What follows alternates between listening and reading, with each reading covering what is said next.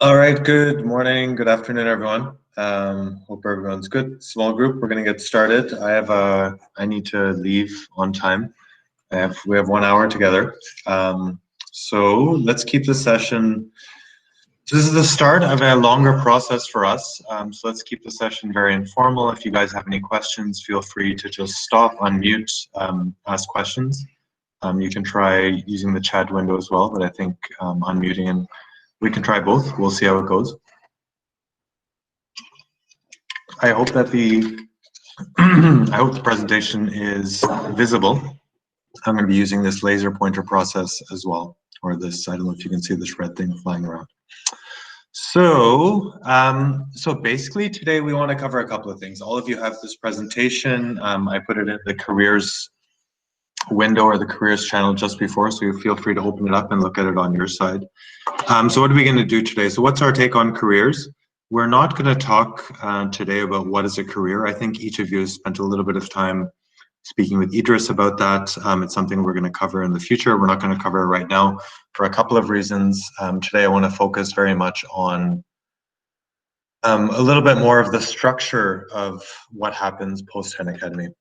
What are our employers looking for, what our process is, and then to make sure that expectations are clear. If you have thoughts or questions, things that you would like to see, let's use the careers channel on Slack so that we can keep track of it. I would also love experimenting. There's only 8 or 9 people here. I'm not sure where exactly everyone else is. I think it would be useful. It would be useful for everyone to know this information. The presentation is there. If any of you are interested or willing to take some notes and just put it in the career channel, I think that could be useful. So feel free just for people to take notes as we're going and just putting in the careers channel. Ask questions there, and I can answer them later. Yeah. So for us, this is the start of this process. So what's our take on careers? This was here the selection of high potential talent. This, to a large extent, was our selection process, and this is why we had the pre-training assessment week. But to a large extent, this whole 12-week long learning process is also one of the best ways for us to select high potential talent.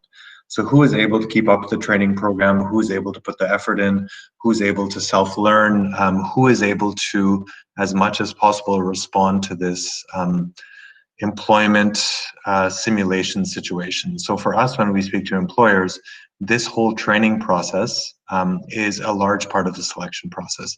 The second part is the training with skills to become job ready. So when we started 10 Academy, we said, look, we know that there are brilliant young people out there. How do we find those people? A. B, we need to find, we want to make sure that they're not just brilliant young people who don't know what to do. They need the skills to become job ready. And we believe that over the last 7 weeks and towards week 12, there's no doubt that you don't know everything about data science. That's impossible in general. It's definitely impossible in 12 weeks. But what we've tried to do is to provide you with the level of skills such that you're at least aware of what some of the requirements are. You have a sufficient level of technical understanding and the ability to self-teach and a network of other people, and you've proven to yourself what you're able to get done in a really short period of time, such that we think that you're sufficiently job ready. And the third part, which is really the hardest part, is launching into careers. And this is where what I've been working on personally for a number of years, and we haven't found the right way yet. But how do we get people into careers at scale and into not just into jobs, but into careers in ways that really fit with your potential? And so this is what we're starting today. This is why we've put this whole process together. And this is what our model looks like. So this is what we've been doing over the last 12 weeks, the selection of high potential talent and the training with skills to become job ready. And this is what we're going to be starting now. And this process doesn't finish on week 12. This process will keep going. And this is what I wanted to talk about. So what's our take on careers? So first of all, I'm going to start with the lowest point here. So we want to be transparent. So if you have questions, you should ask.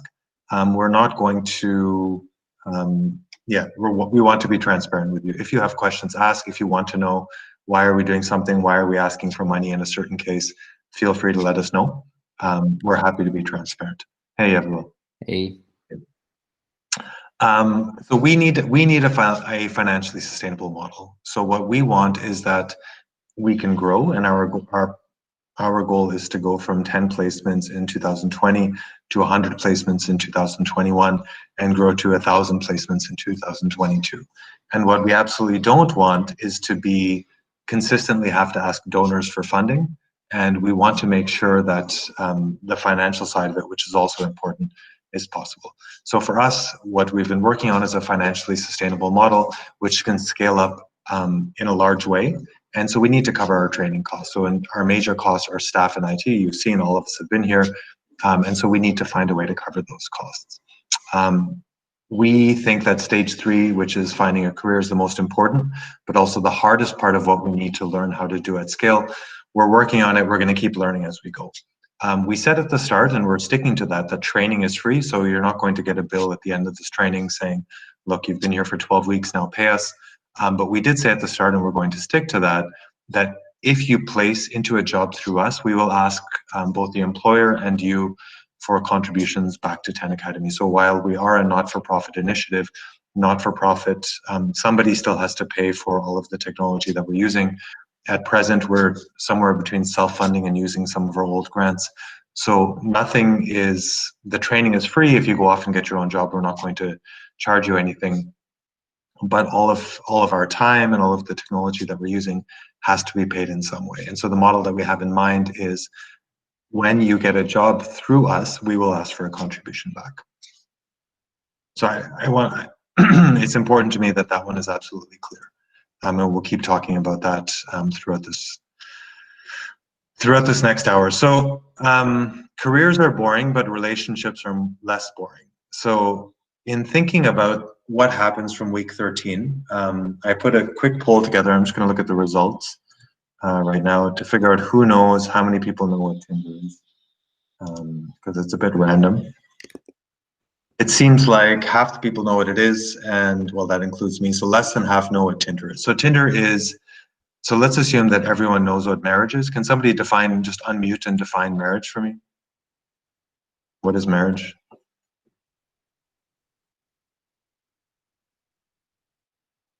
Marriage is the relationship coming together of two or more people, two people or more, depending on how you want to put it. Half the people swipe right. But there's a few other things. Marriage is long-term. It's not something you start and then you stop. So you don't get married for a week. So it's a long-term stable relationship. And the idea is that you build something together. Yeah, a summer romance is, in the way I would look at it, a summer romance is so marriage is a contract, and you develop together. A summer romance is usually a time-limited relationship. So in the typical, I grew up in Canada, and often the summer romance is you meet somebody over the summer, and you know that it's just for the period of time in which you are together. So it's almost a time-limited contract. A long-distance relationship can be a very long-term relationship, but there's this distance involved, and that can be an advantage and also a disadvantage. And Tinder, for those of you who don't know, who can define Tinder for us? It's an application which lets you find a partner online. Okay. And I think when Tinder got started, it's evolved, but Tinder used to be exclusively for short-term relationships. So when Tinder got started, it used to be exclusively for short-term relationships. They've evolved, but they used to be, if you don't want a serious relationship, you go to Tinder. I think they've changed over the while. So why are we talking about love and relationships and so on and so on? So what we're saying is that there's these 4 types of relationships, and of course there are other ones. There are other, these map pretty well to the types of jobs that we can get. So marriage, also known as, AKA, is also known as a full-time job.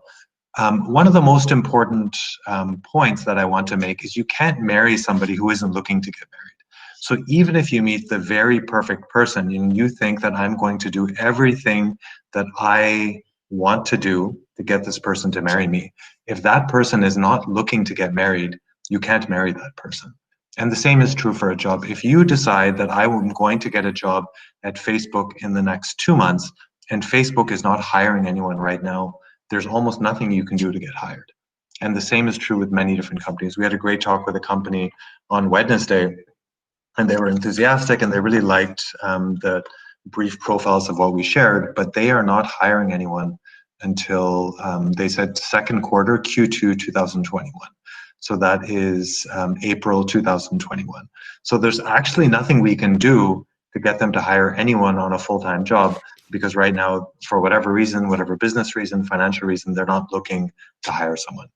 So both parties have to be looking and ready. This is usually the longest term and the most stable. So that's both good and bad. Sometimes people get stuck into full-time jobs. It often provides the best career growth, or at least the most straightforward career growth. Employers are most willing in this role to look for future potential. They're most sensitive to monthly salary because the idea is that they'll be paying you for a long period of time. You will have the strongest links to colleagues and learning. They will have the longest and the most careful hiring process. And at present, this is usually, it must be local. So they usually, traditionally, and everything has changed, the world has changed in the last 6 months, but normally this is, they want somebody to come into their office and somebody who can be present. If not every day, then at least you must be local. So that's what we would say is marriage or full-time job. The summer romance, so this is a full-time contract. Let's say this is for 3 months plus. So they're looking for direct impact. So somebody who's hiring you to do a contract is, generally speaking, not interested at all in training you. So if you are hiring, for example, a photographer for your wedding, it's rare that you would hire a photographer who's looking to learn on the job. You want somebody who can do the job for you. Or if you're looking to hire a driver or a cleaning person, you generally don't want a driver who's going to learn how to drive on your car. You want somebody who can, from day one, come in and do a very specific task. They're often willing to pay more because they recognize that it's a short-term contract, but they will still be very price sensitive. Remote work or short-term relocation is often a possibility. Career growth here will require careful planning on your part. The employer or the contract giver does not care. They will not care about what your career looks like. This is a very transactional type of relationship. I want you to come in, and it could be that I have project ABC, which has a huge amount of data, and I want you to go back and clean up this data and provide me with a dashboard. Or I want you to build a piece of software technology ABC, which I'm willing to pay $10,000, and I will give you 3 months to do it. And after that, what you do is up to you. Very little linkage to colleagues and learning, and I think it can often be removed. So again, if you guys have any thoughts or questions, feel free to jump in. Tinder, gig or freelance. So this is something we're going to be working on as we go. So this is, again, people looking for direct impact, very, very short term. This could be a couple of hours, it could be a couple of days, could be a couple of weeks. Let's define this as less than 3 months. And again, this is people who are looking for direct impact. They don't want to train you. They want you to be able to do the job from minute one or from day one. So there's a lot of effort required on your side to build up your reputation and your profile. And there's also a lot of effort required to set up your niche. Here you are competing globally. All of these platforms are set up so that it doesn't matter whether you're in Addis or you're in Kiev or you're in New York City. The platform works such that it really doesn't matter where you're set up. So you need to compete globally to set up your niche. They would be extremely price sensitive, and this is probably to your advantage. These will be by definition fully remote. Again, your career growth will require careful planning. And I would say in this case, there's absolutely no linkage to colleagues and learning. So you will be completely separate. You'll be asked to do a specific task. You deliver that and you come back. And then you're off on your own. And a very traditional or a very good example of this is designing a website, or it could be building a mobile app, or it could be designing a logo. It's a very off to the side piece of work, which can be almost ring fenced. You do that, you deliver, you get paid, and then you're off to the next task.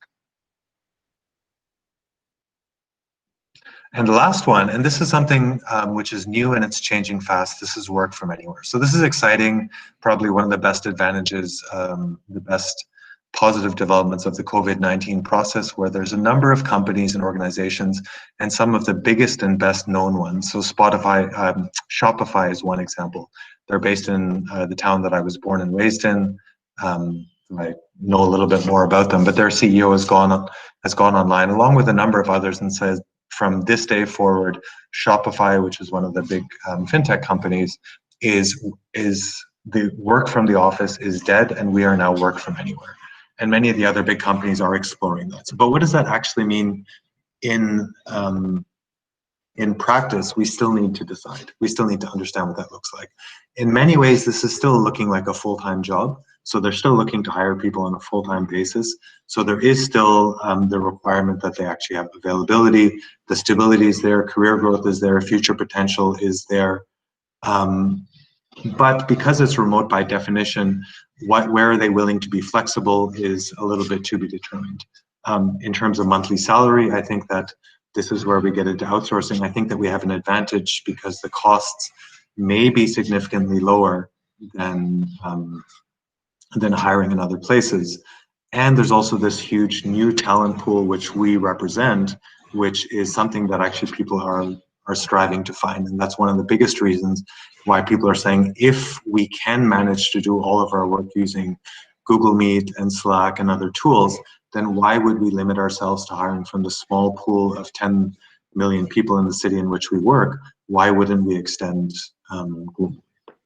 That's one of the biggest reasons for the push to the work from anywhere movements. I'm just going to summarize these again. So we have marriage, we have the summer romance, we have Tinder, and we have the long distance relationship. So Jeanette, I'll come back to your question in a second. So marriage is the full-time job. We have the summer romance, which is a 3-month plus contract, but it's a time-limited contract where you're brought in to do a specific task. You could be brought in because they just have a short-term need to fill. Someone has gone off on sick leave, someone has gone on maternity leave, somebody is not able to relocate. So it's filling a specific need on a time-limited basis. You have the pure freelance gig market, and we'll come back to that. And you have the work from anywhere. So Jeanette, your question was you weren't understanding well in terms of the being price sensitive. So if you want somebody to design so it depends. So if you're looking for freelance work and you have, so one of the areas that I'm familiar with is you have people who are really, they only care about the price. Quality for them is not that important. They want some job that's done. They want it done very quickly, and they would rather pay even down to there's a whole website called Fiverr.com, and their whole premise was for £5, what can you get done? And there's people who will start offering work from $5. And we're going to come back to this in week 13. So some people, they really care very little about the quality, and some people are really going to the very bottom of what is reasonably expected in terms of their price.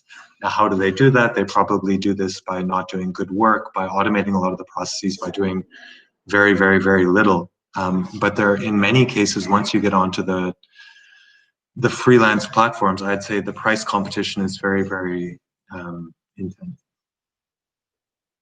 Yevabel, what do you think? You agree with that? Yeah, absolutely. I think it's very different. I think, as you said, on week 13, where we are more focusing on the freelancing market, that's where it gets clear. Like what you can do is £2, £5 versus other people who are requesting hundreds of dollars just for an hour. And that depends on exactly what you're saying, like the kind of quality you can do, and then what that hour it means. So that's and how much it's needed, and how much is in the world easy to get that skill. If it's a particular skill and it can have a return of a huge amount, if you get it right, then you can ask for a huge amount of money. But if it's just redundant, like something that can be automated, but just there's no need, then people can offer that for like $2. And in terms of price sensitivity for the work from anywhere movement, so let's compare the work that each of you can do versus a starting engineer in, let's say, Silicon Valley. There is, I would say, a starting salary in Silicon Valley. Part of the reason that it is so high is because the cost of living there is so high. So what I've heard is that a single person earning $100,000 in Silicon Valley is not living a good life. He or she has to spend a couple of $1,000s a month for rent.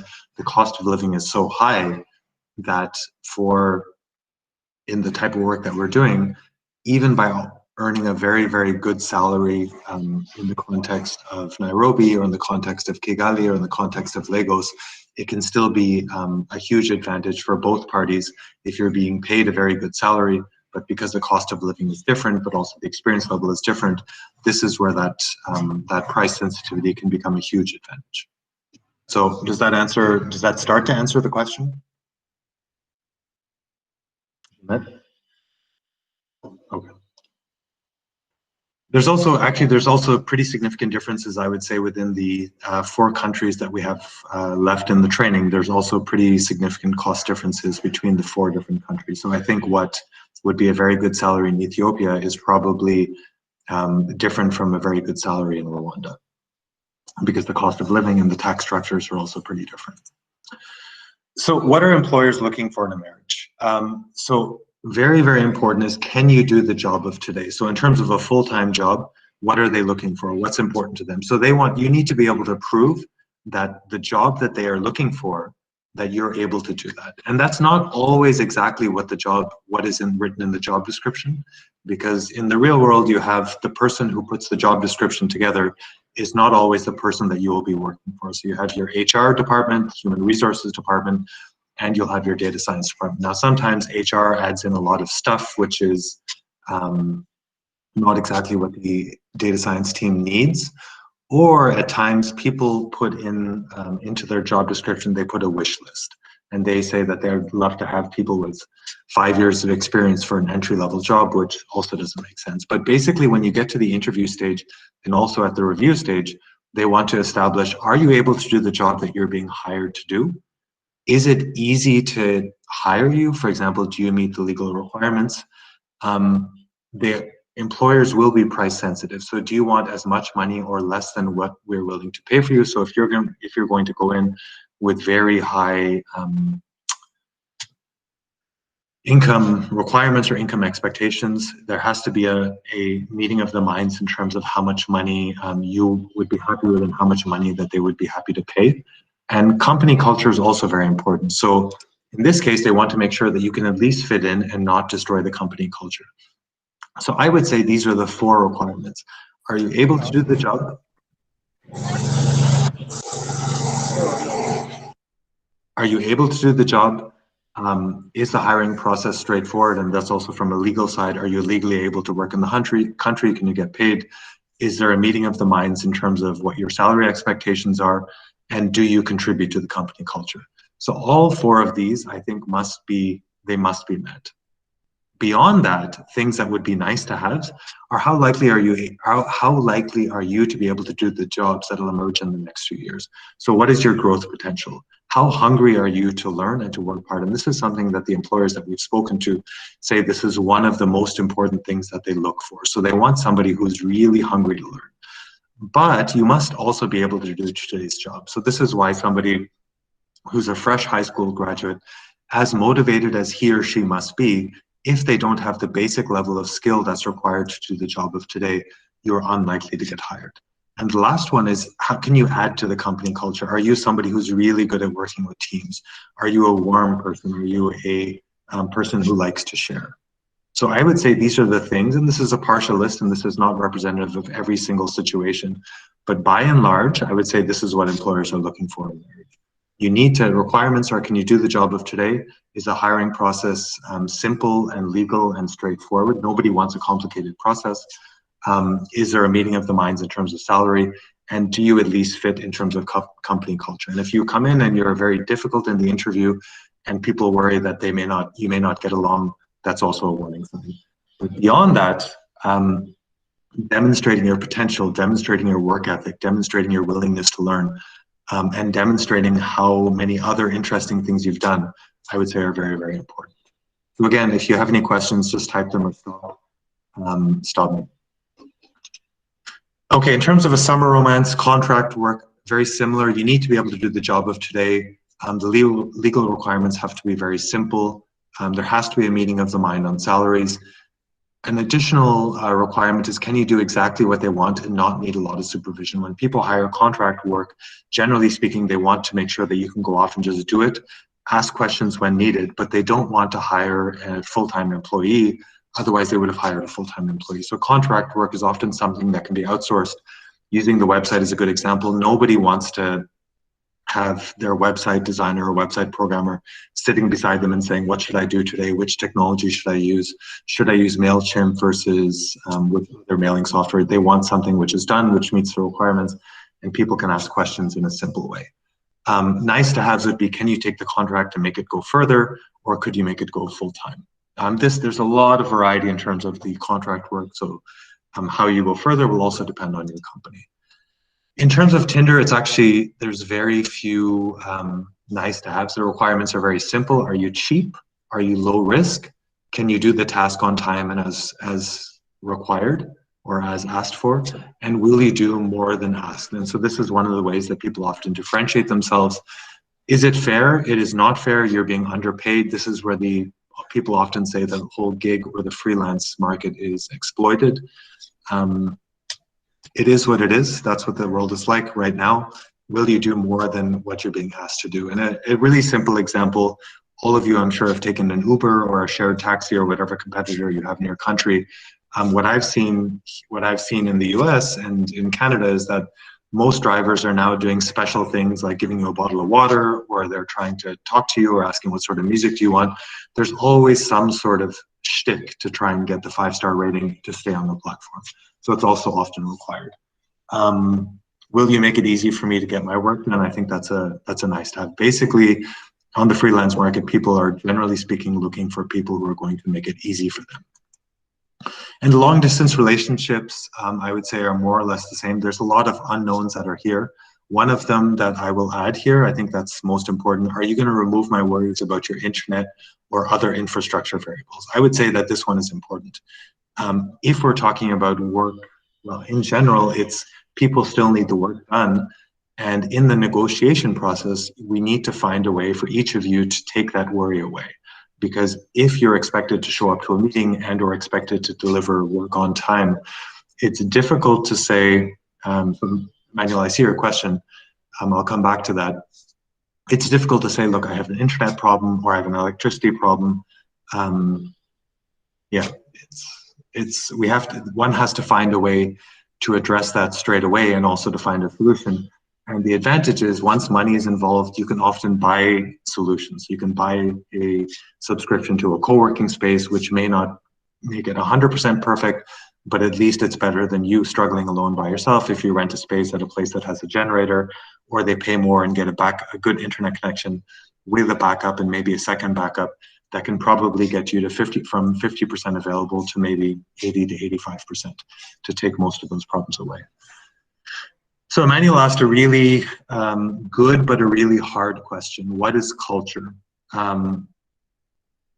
Yeah, I don't know. It's difficult for me to define company culture and timings. Yeah, how do you define culture? Yeah, I think maybe the easiest is if you could give your own infinite potential, and I can give what is at Ludio. So because that way it really is exactly that. It's okay, not, there isn't one. So maybe start with infinite potential and what is the company culture there. So why don't we start with 10 Academy actually? So if I thought of the 10 Academy culture, it's that people are present. If you ask a question, you get an answer. There's a respectful atmosphere. It's kind of a funny atmosphere. Nobody has to be super serious. We made an effort at the start to get rid of titles, so we call each other by first name. It doesn't matter whether you're from, it doesn't matter which country you're from, it doesn't matter what your gender is, you're still welcome. The goal of being here is that we learn as fast as possible in a supportive, fun way, and we're all here for the same goal, so we are, I would say, mission driven. If you have a question, you can ask. There are no silly questions. There's space for jokes. And so the culture here, I would say, is all of those things put together. In my consulting work with the team, right now the team is just me, but before, it was very much there's a space for every opinion. If you have a question or if there's something that's not being done well, then say it and we'll find a way to try and improve it.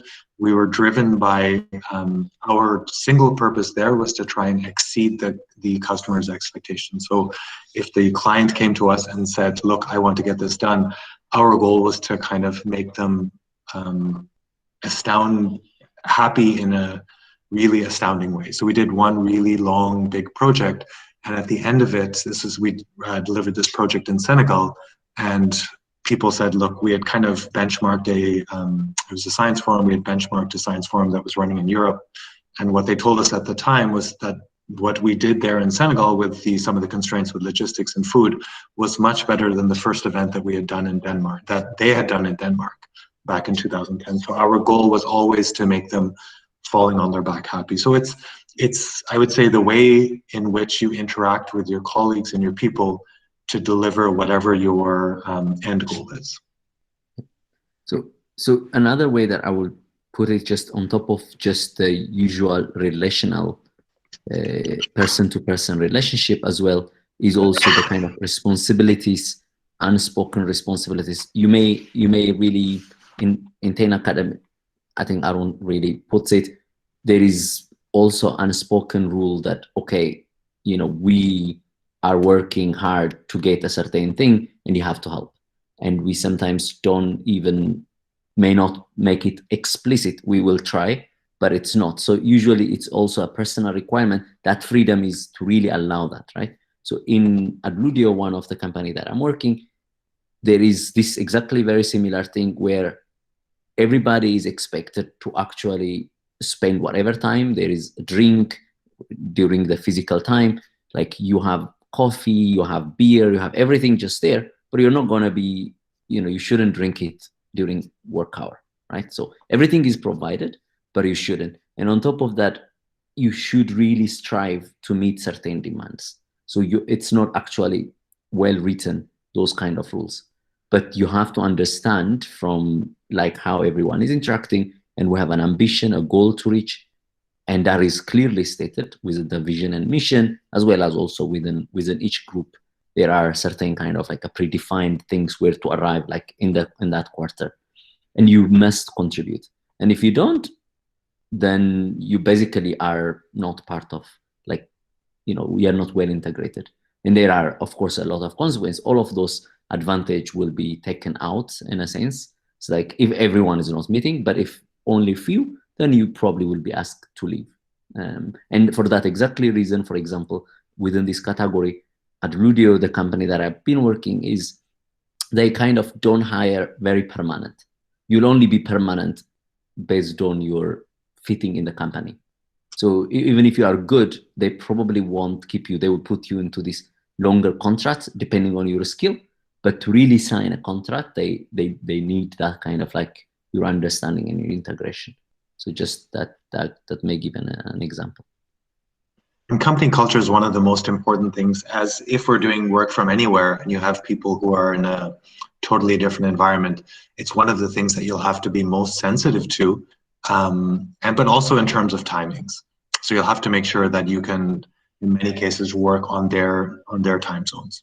So it's something that we can talk about. Company culture, we can talk about for hours and hours and hours. But I think that if we look at the example that we've known each other for 9 weeks, I think we've established a pretty strong culture here already, in the same way that what's expected of you in this community, even without saying it. It's a good example of that. And the same will be true in exactly the work environment. It's actually, in many ways, it's a negative thing, right? When people talk about being excluded or they don't fit in, the culture is often meant to be, it kind of forms this one monolithic whole, and that means that if you don't exactly fit into it, unfortunately, it becomes difficult, and that's not necessarily a good thing. You asked, how can you know a company culture and the one that you would fit into? So this is why I go back to relationships, Emmanuel. How do you know if you would get along with somebody? somebody you like? Why do you like them? How do you know you'll get along? It's very hard to say. It's a whole mix of different things. You meet somebody, you talk to them, and you probably have some idea of why you would get along. But if I asked you, why do you like person ABC, you may struggle to tell me exactly why. And I think the same is true in a company. And often it also changes. The job that you like for 1 year, you learn a lot, you grow, and then you realize, actually, I've learned as much as I can learn, and now I'm kind of bored. And so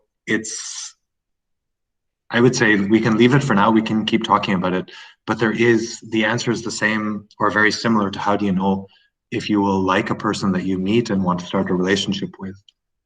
It's very hard to say. Okay, so keep asking questions. Yeah, go ahead, Prosper. Yeah, just to chip in a little bit about how do you know the company culture. I think usually it's very hard to identify until you get into the company. But one thing too that you could do is you can do a quick survey or just a quick research about the company online. If they have a portal online, read about them. If you could reach out to the HR, sometimes they might not give you the full information, but that could be another way.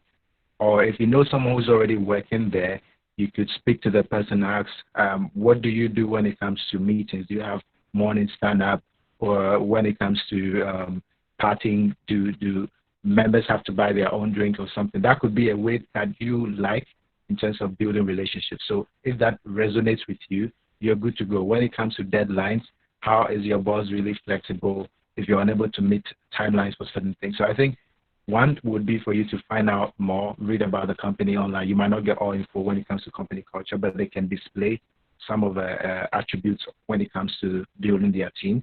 And secondly, when you step foot in there full time, that's where you would see how they're able to exude some of those cultural things that you see, but then be prepared for shocks sometimes. You might not expect how things to go for you. So just be prepared that you might not get all the things you might expect to be in a company as a culture to work in. So that's my little to add to that.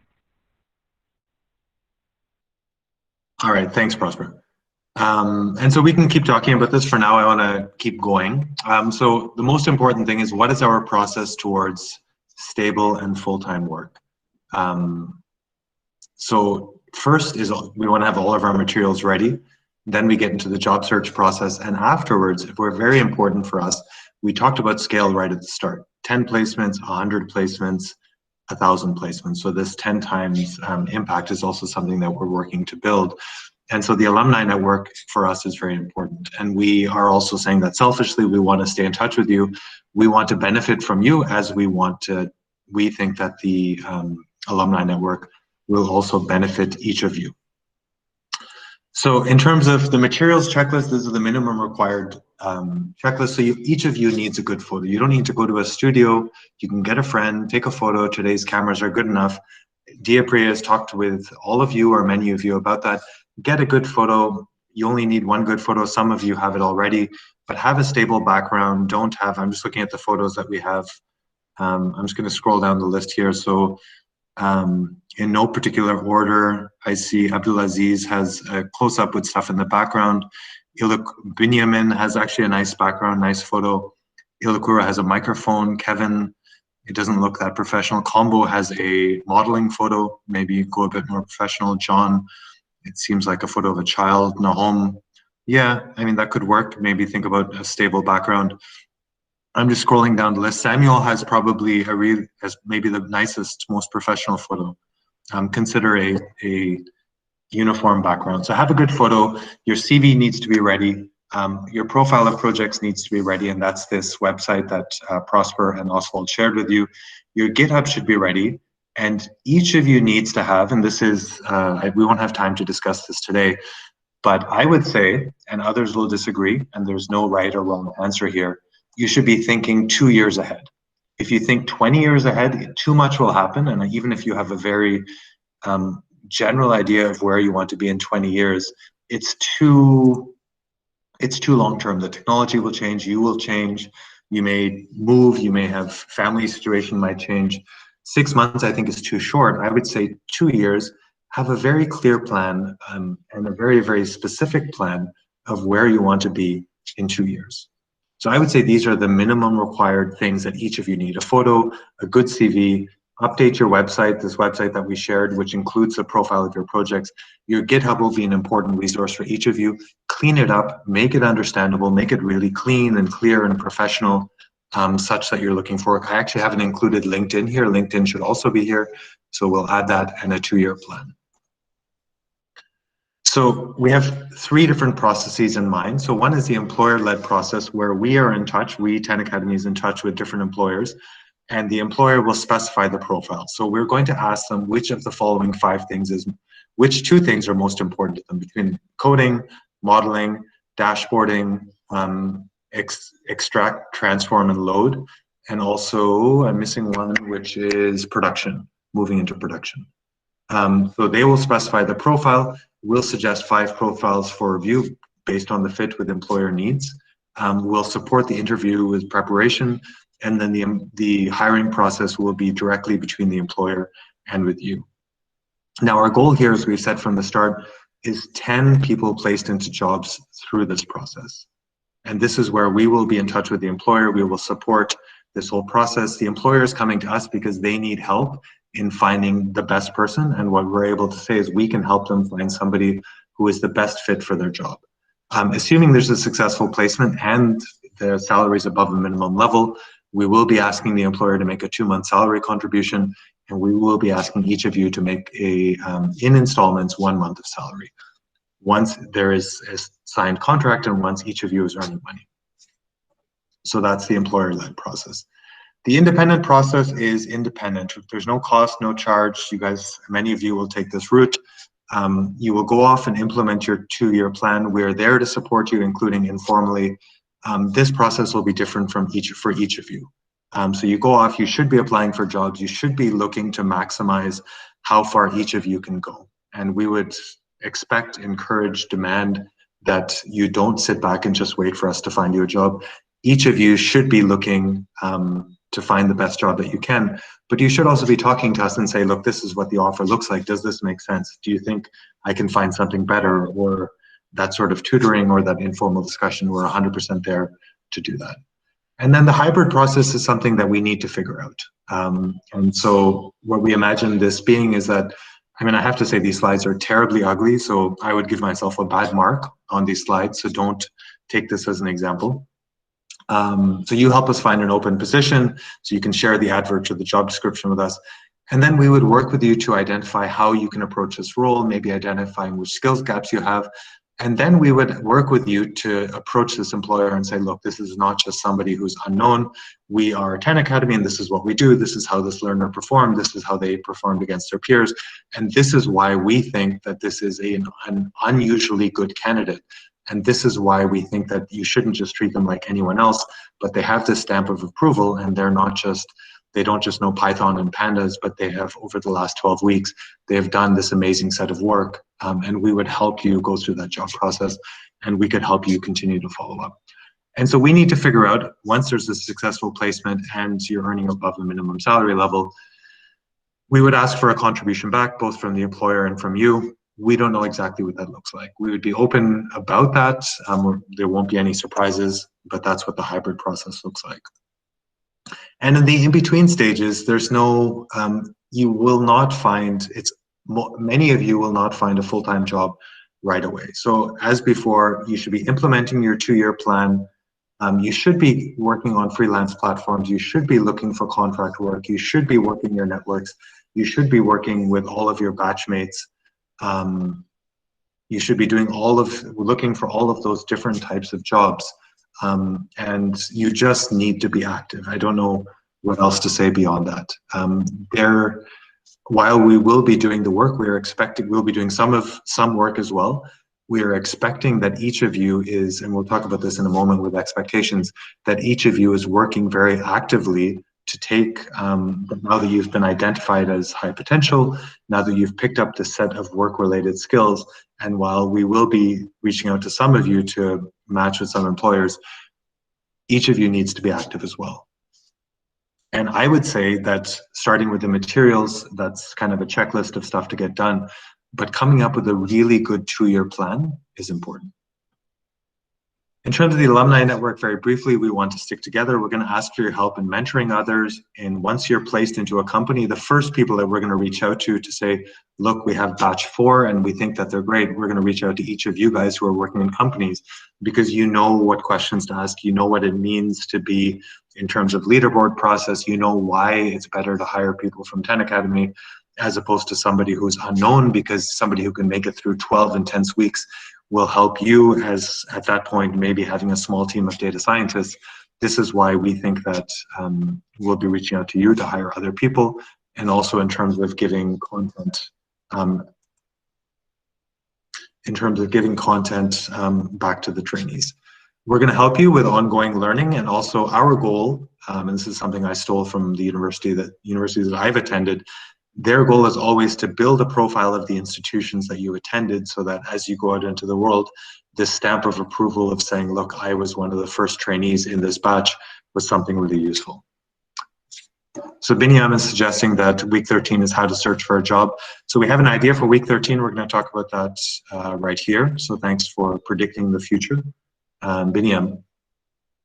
So things to do. So getting your profile ready. So we have a set of 3 companies who we've already promised profiles to. So please, everyone, get your profile ready as soon as possible. We will be sharing some profiles with employers from next week.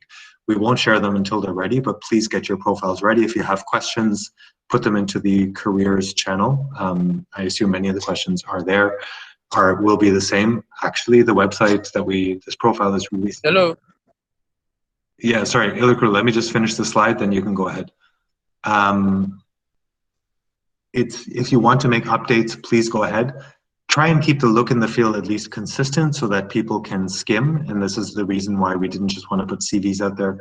We wanted some uniformity, because for employers, if you have to process 10 different types of formats, it can be hard to be comparative. So try and keep the format at least comparable. You can add sections, you can add information. Good photo, updated CV. If you have questions, you can reach out to me. We'll find other people to help, or any of the tutors. In week 9 to 11, I want us to work on our 2-year plan. So where do you want to be professionally, specifically in 2 years? 2 years is, it's a long time, but it's also not a long time. So in 2 years, where do you want to be? And week 13 plus, we're going to keep working with you. So if there are requests from 10 Academy sourced employers, we expect to work with you to respond to those requests. And what we think about in week 13 is, what we don't want is that at 8:30 in, there are no Ghanaians left, 9:30 in Nigeria, 10:30 in Rwanda, 11:30 in Kenya, you guys are sitting around kind of bored and missing everyone else. So what we thought about is doing sort of a relaxed week where we're not doing tutorials, training is over, but we make it into, the community is still active, and we make it into, people will go onto Upwork and we start working. So let us see how much money we can earn, real money, from real clients, real employers. We're out of training. Can we actually start applying our skills? And even if we earn 50 cents, even if we earn $1, can we work together to start building our freelancing profiles? And what techniques, just like we've been learning different data science techniques, modeling techniques, all these weird names like one hot encoding, pickle, I don't know, Bayesian bandit, whatever, naive Bayes, all these weird things. How do we actually start using the support of the community and different techniques to start actually working? And that should also help us get away from this taper of this really intense program into people just sitting around and kind of missing other people. So that's our proposal. We have unknowns, so as we said, we're going to be transparent. So everyone's 2-year plan is going to be different, and 2-year plans, you know, we're all here and everyone's enthusiastic, but next week somebody is going to have a family issue that they're going to have to take care of. Somebody is going to have a child, somebody's going to get married, somebody's going to go off and become a medical doctor. So everyone's 2-year plans are going to be so different. So how we can help you with your 2-year plan is something we need to figure out. What impact Work for Anywhere will have on us as a community is something we need to figure out. We are trying to figure out, it's a big unknown for us, will employers, 10 employers maybe, will 1,000 employers be willing to cover the cost of our training? It's an unknown for us. If when you are working remotely, you've had, and many of you have been heroic at finding solutions to your internet electricity challenges. it's probably not sustainable to do that for a long period of time. So how do we find good solutions for each of you to get stable internet and electricity?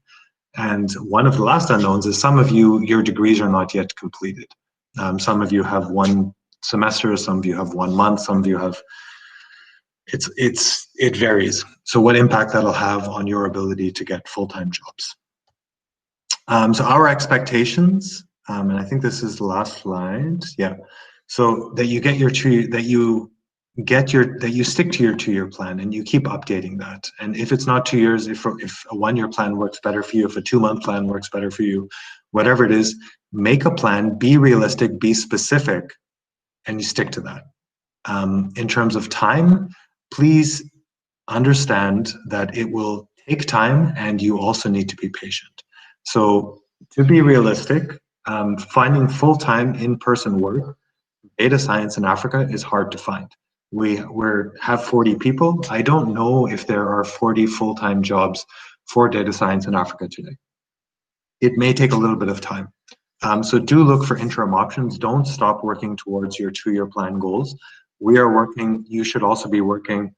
I would say that you should set your result expectation to, I would not expect anything until at least December 2020. Things will take time. Even if you have an interview, by the time somebody actually, an interview and a second interview and a decision process and a contract and these things take time. So you need to be realistic in terms of how long it'll take and also how much time you'll need to put in. And in terms of energy, if we stop at the end of week 12 and you stop learning and say, I've learned enough, I think that we have also failed in our goal. We've given you a subset of what it is that you need to learn, and we've given you the tools to keep self-learning. But as part of your 2-year plan, I would hope that each of you understands what it is that you need to learn. One of the good adages I heard was that at the end of your undergraduate degree, you think you know everything. At the end of your master's degree, you realize that you learn nothing. And at the end of your PhD, you know what you don't know. And I hope that at the end of this, this very brief training, you have some idea of what is out there in the field of data science. And Yavivel, you know more about this than I do, but at least you should know where to go and learn, how to learn, and a little bit about what it is that you should be learning towards your entry-level goal. So I'll stop there. Yavivel, I'll hand over to you. And then I see that there's a question from Patrick, but Yavivel, over to you. I mean, I think it has been really dense, and probably people has to refer to the slide quite a lot, in my opinion, because there is a lifetime of wisdom in most of the things that Arun spoke. So I think if you don't appreciate it now, it's okay, but definitely just keep in mind that these things gets real as you go on. For example, just taking the time from the exciting data science work you have been doing, the competition, and just thinking about this, sometimes it's really frustrating because it feels like, oh, like you are in a certain direction.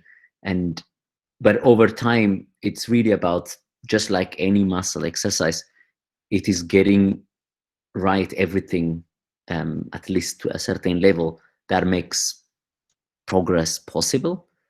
And in like, I have had experience with people who really are kind of good in what they do, but they basically just don't understand that you need to kind of talk about such things. This case is about you, but it could be just in a company. It could be about the company, about like the business goals. Like you really are doing something like in data science and modifying hyperparameters, and suddenly someone wants to talk if what you are doing is really relevant, or even if they are going to use it or not. And it's really, this is where most of data science becomes art, while the actual data science is science. So I think I don't have much to add other than just like, if there are questions, it would be nice to answer from both the technical side, like what, if you are in my group, what I expect, like that. Anyone who understands like these things and kind of have a clarity on what they want to do, and also just like what kind of relationship we are in, and kind of behave in that way, really will go further, and I will try to hire them or try to keep them as much as possible, because that's what is adding value. So yeah, I think this is really great. And I would just say, also take a moment some other time to look at these slides, because there is so much dense information that you might need to consider over and over. So that's the only thing I could add. I'm laughing because I find Yavubel's tutorials incomprehensible and very dense. So if you find my stuff dense, it's a good relationship. So I only have 5 minutes and I have to go, but I'll be back online later on. But are there any quick questions, any burning issues, any things that people want to ask? Hello, good afternoon. Or good Go morning. ahead. Hi, Emmanuel. Okay. I wanted the 10 Academy to tell everyone where they are, like, let everyone know where is their best part. Maybe, like, even like I think in this process we can really even know our best part. Like for you guys, you should let every intern, like maybe like in all the 5 examples you give, like deployment and this, let everyone know which of them is their strongest, or like in the people opinion, so that we know, like, maybe this is what we should focus on in a way. Like that is also what I think we should do if possible. Like comment anywhere if possible, please. I don't know. Thank you. So I think I think we can handle that in our next one-on-one meeting. I'm going to add another. I'm going to add another minimum requirement. So please, if you guys need to test your microphone, so when we go for job interviews and you can't understand the person, even if you need to spend $10 or 10 whatever in your local currency, and make sure that you're fully understandable, we need to do that and buy an external mic, which really works. I think we can handle that in the one-on-ones, and this is where it becomes very hard. And this is why I talk about everyone's individual 2-year plan. Emmanuel, what you want to do is different than what other people want to do. And everyone will have their own goals and requirements. And it's because life will now, you guys have, I assume many of you have taken a step back from normal life and you've focused only on this. As you get back into normal life, people have different goals. So I think that if you want to ask about strengths, reach out. I think Mustafa's been here from the start. Prosper's been here from the start. I've been here. Yavubel's been here. You guys can ask us on a one-on-one basis. And you should be asking us because we're your resources to help you. Kevin asked about threshold salaries. We don't, you mean in terms of where we would ask for a contribution? I don't know. We'd have to figure that out. But before we ask you to pay something, we would make sure that you're aware beforehand. So we don't want to have any surprises. But just so everyone understands, I just want to underline this again. We don't, somebody always has to pay for something. And donors have their own, if we become donor driven, we will lose control, and donors will one day say, look, we think you should focus on climate change in Algeria, so go find people who are affected by climate change in this one specific part of the world, and then you become unable to do the good work that you want to do. One of the reasons why we're able to do this is because Yavubel and I are free people and we're not dependent on anyone. We didn't have to make a plan, we didn't plan for anyone else.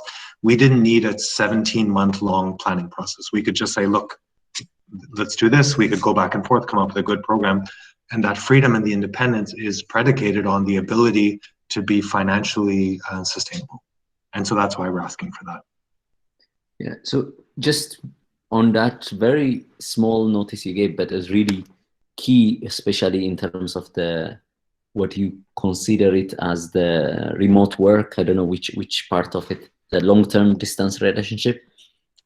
And it's the most important if you are working in any way these days online.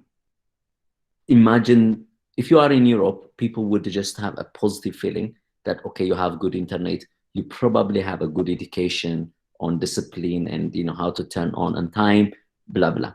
If you are in Africa, the first thing that I'm telling you because I have that bias. Like if I'm interviewing you, the first thing I'm searching, it's a filter. Engineers probably know a lot more. I have a filter to detect exactly what I'm thinking, that their internet won't work. Their microphone is probably gonna be not good.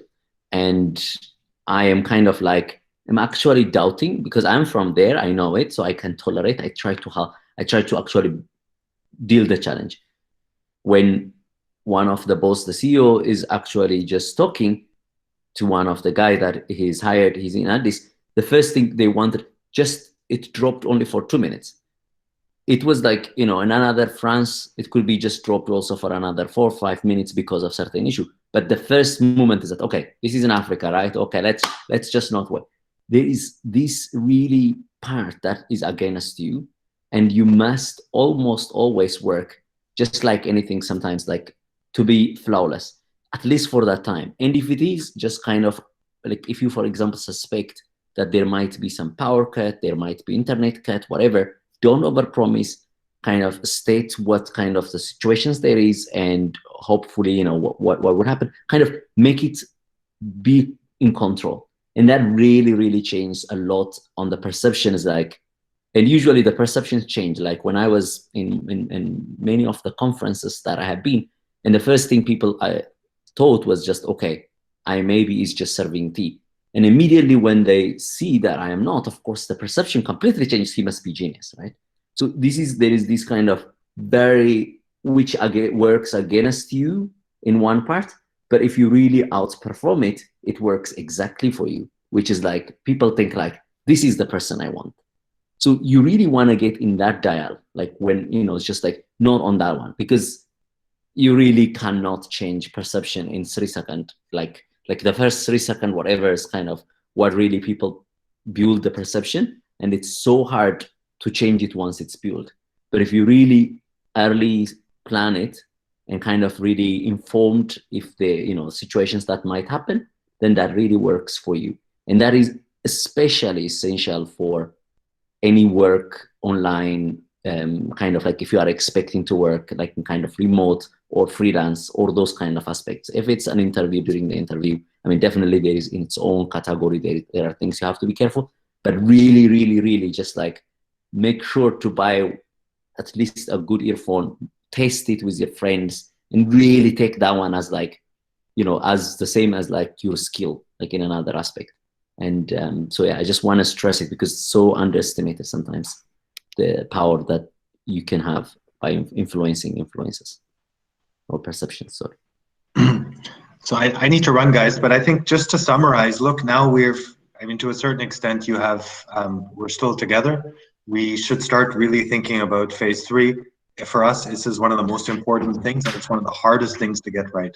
How do we make sure that each of you successfully makes this jump into careers? This is one of the biggest gaps, not only in universities in Africa, but also globally. So we're experimenting with a new way to do that.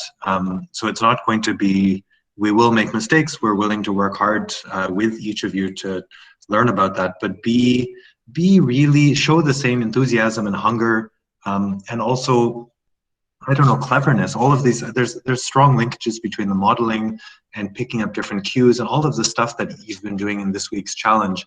You need to apply some of those same techniques to finding a job and being clever towards how do you find the right place for you. And Binyam asked if the jobs are intense as this training. It depends. Look, you can go out and get a job tomorrow which is doing data cleaning, and you can do the same thing for the next, I don't know, 40 years. It's like, if you want to drive a train driving may be stressful, but I guess it's pretty repeatable. Now it's up to you. Depends on what you want to do. Yeah, but I think just a simple answer would be, unfortunately, they aren't. But and that means also you don't learn as much. So just find a company that actually gives you such a stress so that it gets normal. And then your career is well set. So that's really just what I would say. Like, wish that you will end up in a company that gives you a lot of work, kind of change such that on your next company, you're going to earn 200,000.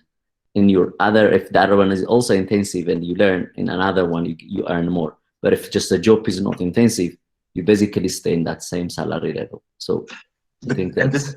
And this is why it's like a relationship. This is why I like this analysis, because if you find, you can also have a relationship with a simple person and you have a simple life. But if you really want to grow, then sometimes you need a difficult person to have a relationship with.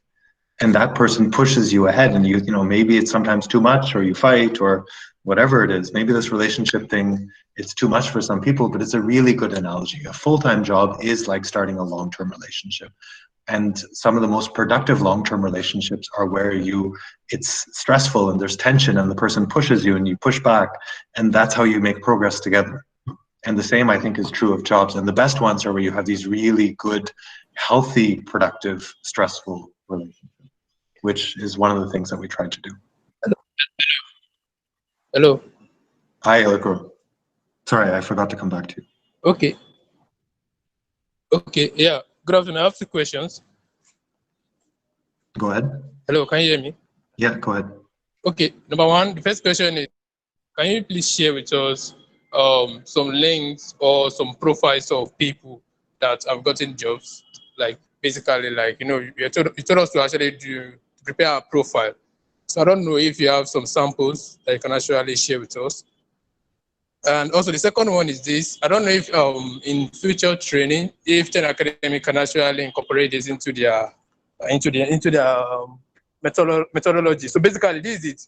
Instead of just collecting a percentage for the training, I don't know, because some of us, like I myself, I had issues with my laptop, and that actually affected my training, to be honest. So I don't know if there's a way for future training, basically, if you can provide interns with laptop, and maybe when they get their job, you can actually deduct from the salary and stuff like that, because it will have actually been very okay if I got that kind of opportunity at the start of this training, because my laptop, like the battery is just like 1 hour. So I have to actually stress myself and stuff like that before I can actually deliver. And it's actually affected my training. So I don't know, maybe in future trainings, or if Ten Academy can actually still incorporate that into, before the week runs out, before the 13th week, if you can still incorporate it. Basically, provide interns with high-end laptop, basically maybe 8 gig RAM, and laptop that can actually handle some of these data science software, so that interns will actually give in their best. To be honest, I think that was the only issue that I had, apart from the light. You know, Nigeria's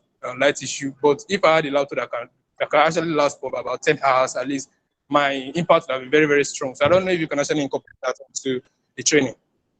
So thank you for the feedback. I think that, I mean, we won't be able to make a change for this edition of the training. We've talked about making cloud resources available, which may be helpful in future.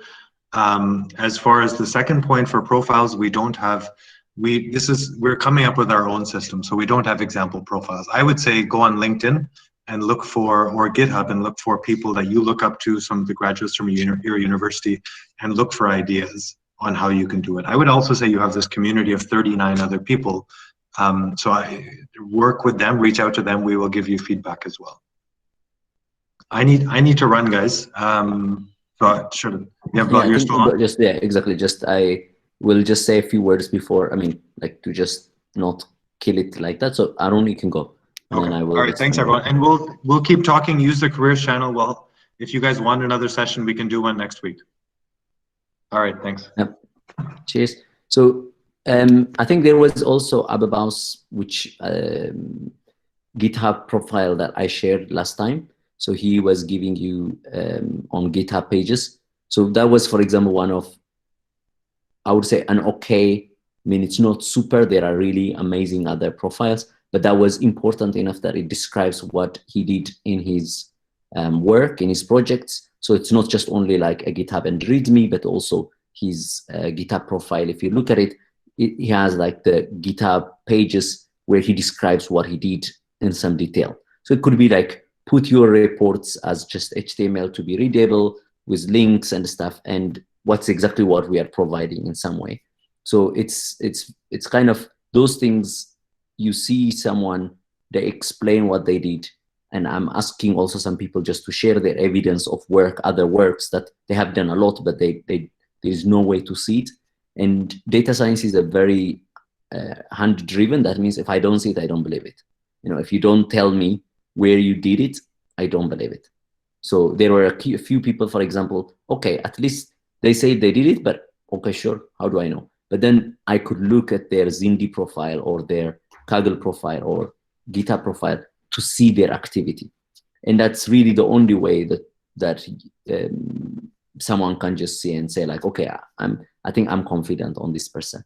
So yeah, definitely LinkedIn is one, people, whatever, but a lot more is like be objective on your profile. And objective means like try to show exactly what you understand. Medium profiles we are asking you to blog is exactly for that, because someone would read your Medium and how strong your Medium articles are. They will know, okay, you have done that, great. You know, they look at your Git activities, you know, Git codes, the parts that you wrote, the parts, of course, you cloned, which usually don't count, but just the parts you wrote. And then they will be like, okay, this person understands like what really, so that is how you form, like, and that's how I hire people. So if I'm going to hire you, I can tell you exactly what I look for. I look for your code. I go through each of your code. I look at how you code it, and I will spend one day on that.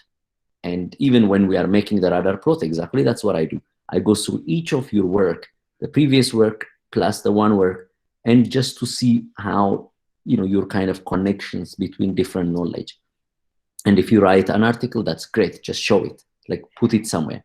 And the more you organize it, like in one place, which is called a profile page, then the better it is for the person. So then they will be like, okay, this person really, you know, they have kind of connected for me. And kind of, if you make my job easier, then I like you. And then if I like you, I most likely want to hire you. That's kind of the logical connection. Hopefully that addresses your question. Okay, so I think that is great, and I hopefully really this what Arun shared with you is take note and kind of reflect on that, because this is key irrespective of whichever department or whichever field you go, and ultimately those are the key criteria to go along your successful career, not just job.